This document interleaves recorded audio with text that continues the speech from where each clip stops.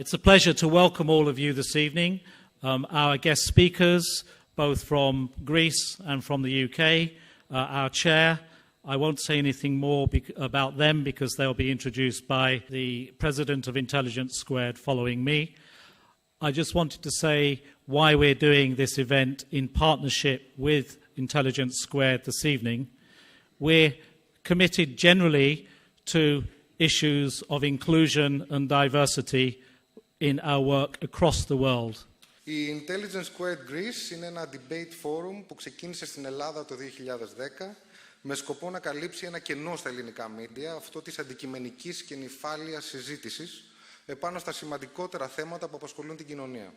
It's not every day we have the opportunity to have such an extraordinary combination of strong spirits and opinions on stage in Athens. I mean, these six people combined could overthrow a government. And I know some of you would like them to do that in this country. And we talked about it backstage and we decided to lay low for tonight. Ξεκινώντας από τα πρόσφατα γεγονότα στη Μέση Ανατολή, όπου βιώνουμε μία εικόνα η οποία μέχρι πρόσφατα δεν ήταν καθόλου αυτονόητη. Οι λαοί της Μέσης Ανατολής ξεσηκώνονται οργανωμένα εναντίον απολυταρχικών καθεστώτων και αναζητούν δημοκρατία και ελευθερία. Χαρακτηριστικά τα οποία θεωρούσαμε πως κατέχουν μόνο οι χώρες της Δύσης. Την ίδια ώρα ακούμε τις πρόσφατες και διάσημες πλέον δηλώσεις της Γερμανίδας καγκελαρίου Μέρκελ και του Βρετανού Πρωθυπουργού Κάμερον πως το πολυπολιτισμικό μοντέλο έχει αποτύχει στην Ευρώπη. Στην Ελλάδα ζουν νόμιμα ή μη νόμιμα αρκετοί μουσουλμάνοι, τον αριθμό των οποίων οι σοβαρότερες επιστημονικές εκτιμήσεις τοποθετούν σήμερα στις 400 με 500 χιλιάδες. Οι άνθρωποι αυτοί ζουν και εργάζονται εδώ, μεγαλώνουν και μορφώνουν τα παιδιά τους εδώ.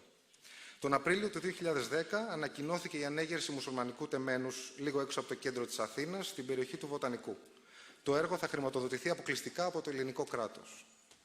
Οι απόψεις δίστανται ως προς το αν η ανέγερση του τεμένους θα οδηγήσει στην καλύτερη ενσωμάτωση των μεταναστών στην τοπική κοινωνία ή στην αύξηση της πόλωσης μεταξύ των κοινοτήτων, με χαρακτηριστικά παραδείγματα τις πρόσφατες βίαιες συγκρούσεις στη γειτονιά του Αγίου Παντελεήμωνα, την απεργία πείνας και κατάληψη της νομικής σχολής από μετανάστες και την εκλογή ακροδεξιών παρατάξεων στο Δημοτικό Συμβούλιο. Η χρονική συγκαιρία καθιστά τη συζήτηση ιδιαίτερα επίκαιρη αλλά και συναισθηματικά φορτισμένη. Είμαι σίγουρος πως όλοι μας έχουμε σκέψεις, ερωτήματα και συναισθήματα επί του θέματος. Για τον λόγο αυτό και προς όφελος μιας παραγωγικής συζήτησης, σας καλώ να θέσουμε ως προτεραιότητα απόψε να ακούσουμε τι έχουν να πούν οι καλεσμένοι, το αξιοσημείο του πάνελ μας. Οι ομιλητές θα κινηθούν ένα λάξ και θα μιλήσουν 8 λεπτά αυστηρά ο καθένας. Θα ξεκινήσουμε λοιπόν με τον κύριο Σάντι Αγιούμπη. Μιλάμε σήμερα για ποιο λόγο χρειάζεται ένα τζαμί στην Αθήνα. Καταρχήν είναι ένα στοιχειώδες δικαίωμα των μουσουλμάνων, το οποίο εγγυάται το ελληνικό σύνταγμα. Δεύτερον, δεν είναι μόνο θέμα θρησκευτικό, αλλά είναι και θέμα ανθρώπινης μεταχείρισης προς μια πληθυσμιακή ομάδα που μένει εδώ και πολλά χρόνια στην Αθήνα. Τρίτον, δεν είναι σωστό ούτε καλό η Αθήνα να έχει ακόμα την φήμη ως η μόνη ευρωπαϊκή πρωτεύουσα η οποία δεν έχει ακόμα τζαμί. Πράγμα που σημαίνει ότι ακόμα αυτή η πόλη δεν θέλει τους μουσουλμάνους. Ο εξτρεμιστής δεν θα πάει στο επίσημο τζαμί για να κάνει εκεί δουλειά. Δεν γίνεται αυτό το πράγμα. Οι διαδηλώσεις που γίνονται εδώ στην Ελλάδα για ό,τι γίνεται στο αραβικό κόσμο, με τη Γάζα, με το Ιράκ, δεν γίνονται ούτε στο αραβικό κόσμο. Είναι απίστευτο αυτό το πράγμα. Είναι πάντα αυτό και ειλικρινά ευχαριστούμε τους Έλληνες σε αυτό το πολιτισμό που έχουν συνέχεια. Η βοήθεια που κάνουν οι Έλληνες εδώ εθελοντές για τους μετανάστες αποδεικνύει ότι οι Έλληνες αγαπούν τους μετανάστες. Σήμερα το ελληνικό κράτος δεν κάνει την δουλειά του που πρέπει να κάνει σχετικά με τις μετανάστες, αλλά ποιοι τι κάνουν οι εθελοντές, οι οργανώσεις. Ένα τζαμί τι μπορεί να παίξει ρόλο? Ένα τζαμί δεν είναι μόνο ένας χώρος θρησκευτικός που πάει κανείς και κάνει λατρεία. Ένα τζαμί μπορεί να βοηθήσει τους μουσουλμάνους και στην ένταξη στην ελληνική κοινωνία. Μπορεί να μειώσει τα διαζύγια, μπορεί να μειώσει τις ενδοοικογενειακές διαφορές. Οι μουσουλμάνοι είναι μια ομάδα που αξίζουν να έχουν ένα χώρο για την λατρεία τους. Πόσο καιρό έχουμε ακόμη? Υπάρχουν εντυπώσεις που είναι αρνητικές, αλλά αυτό δεν σημαίνει ότι δεν πρέπει να γίνει το τζαμί. Δηλαδή, το να πει κάτι σωστό, αρνητικό για τους μουσουλμάνους, υπάρχουν αρνητικά πράγματα, αλλά Και το ρολόι, το χαλασμένο ρολόι λέει 2 φορές το 24ωρο την ώρα σωστά. Mr. Murray, you can have the floor.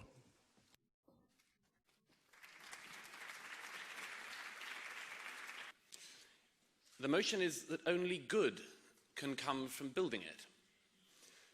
And it seems to me that the only people who could possibly believe that are people who are extraordinarily naive, people who are extraordinarily ignorant, or something altogether worse. Now, I'm not a cultural relativist. I don't believe that all civilizations are equal. I don't believe all cultures are equal. That doesn't mean I don't believe we can't all get along.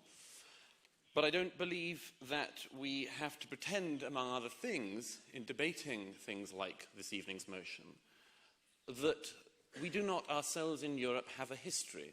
It's also, I should stress at the outset, an important debate to have because there is a problem that Europe is experiencing with Islam.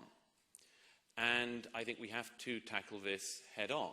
Islam is a very, very complex thing. Let nobody say that we on this side are essentializing Muslims or generalizing about Muslims or aren't aware of the huge variety of practices and beliefs within Islam. But to create a massive centre at public expense in Athens at this moment should at least be questioned. Let me give you an example of, from my own country, from Great Britain, of this kind of thing going on. Because in Britain we have many mosques, many Muslim organisations are funded by the government. I wanted to give one example of the sort of thing which the Athens mosque might yet become, on this benevolent idea that if the government is behind it, only good can come from it. There's a mosque in London called the East London Mosque. And the London Muslim Centre is attached to it. It's received a lot of public funding. It's routinely hosting all sorts of great dignitaries from the British political class and outside. The American ambassador in London recently graced it with a visit. The Shadow Justice Minister recently graced it with a visit. The Mayor of London, Boris Johnson, graced it with a visit. Even Prince Charles, the heir to the throne, is irregular. There's a veritable drive time at this mosque. It's hard to get to it for the number of dignitaries' cars that are forever drawing up outside. But is it the case that despite all of these grand official benedictions, that it is a place from which only good can come? No, not at all. You have to just look at the type of people who preach there. And I'm just looking over the last few years. Recently, called Khaled Yassin, a popular preacher, who also preaches the virtues of public beheading, saying that it would be a grand thing to have in Britain because it would teach people not to murder if they saw heads rolling down the streets. It's hosted Sheikh al-Sudais, who believes the Jews should be annihilated. It's hosted Yasir Qadhi, who is a Holocaust denier. It's hosted, among others, Bilal Phillips, who is a proponent of suicide bombing. And it's also, perhaps most famously, hosted Anwar Awlaki, a man who is currently on the kill or capture list of that notorious hawk, President Obama. Just earlier today in London, a young man called Rajid Karim was convicted of an attempt to bring down airlines, blow up airline planes, with the assistance of that man, Anwar Awlaki. It's also, I think, worth noting one or two of the oddities of Islam internationally at the moment, and particularly in this regard. Islam, when it is in a minority, is extremely good at talking about tolerance. In a minority, Islam loves to talk about the tolerance that people must show towards minorities. One of the things, however, if you look around the world, and I'm sure I don't need to tell you this, is that whenever Islam is in a majority, minority rights are nowhere to be seen. It's a one-directional talk of minority rights. When Islam is in a minority, it talks of the importance of human rights. When it is in a majority, those human rights, including the most basic human rights, like the rights of women to be considered equal beings, are thrown right out the window. And I think that we also have to bear in mind that there is a problem in the world today of the direction in which organised Islam across the globe is growing. I think that there are many problems in the religion, as in most religions. Most religions have problems of some type to get over. You better hope that one of the most influential men in the world today in Islamic terms, Sheikh Yusuf al-Qaradawi, wouldn't have anything to get near this mosque, any excuse to get near it. Because he just said recently in a fatwa on the signs of victory of Islam, it means that Islam will return to Europe as a conqueror and a victor, after having been expelled from it twice, once from the south from Andalusia and a second time from the east, when it knocked several times on the doors of Athens. Ladies and gentlemen, you don't have to be naive and you don't have to be ignorant to notice that knock is happening again, and you don't have to open the door to it. Thank you. Κύριε Τετεφλίδου, έχετε το λόγο. I would like to say a few words about who are the Muslims in Greece, because I think it is important to place the question of this debate in the proper context, in the Greek and in the Athens context.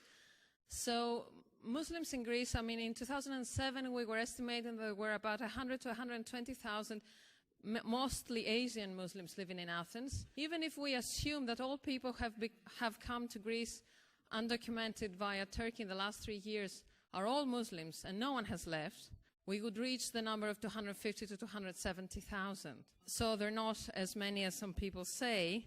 We're not being flooded in any way by Muslims. Religion among these people is a factor of dignity, human dignity, hope, surviving, enduring a very difficult life. It's a factor of community. It's a factor where people get together to face their most pressing needs. And actually, it is important to say that these new arrivals, we're seeing more and more women and children, especially from Afghanistan. And actually, the very Ministry of Interior estimates there are 100 informal prayer rooms in Athens today, catering for the religious needs of Muslims who live in Athens. I think the 18th of November, the public prayer in Athens, has been a turning point. For me, it has been a very good turning point. Some people say it was a very sensitive moment because in Greece, indeed, we're going through very difficult times. Very difficult economic times and even perhaps political times. But I think it was the first time that with a peaceful demonstration, the Muslims who live in Athens said, we need a place to pray. We're here, we're peaceful, we want to live here with you, but we need a place to fulfill our religious obligations. And I think there's nothing strange to the Greeks for that, because the Greeks are quite religious, and I think they can feel close to this traditional form of religiosity more than, for instance, other European peoples can. I think a mosque would be a good thing. It would show respect. We respect you, you have to respect us. It's mutual. We need to recognize in Greece that the change has taken place and it's irreversible. I mean, Athens is a multicultural city, de facto. It's not by policy, it's not by political will. But no matter what we say, people will not disappear. And actually, until 2 years ago, when there was no crisis, they were most welcome because they were doing all the jobs that many Greeks did not want to do. I believe it's difficult to realize the change and accept it, but at the same time, I really see that there's no evil that can come from building a formal mosque.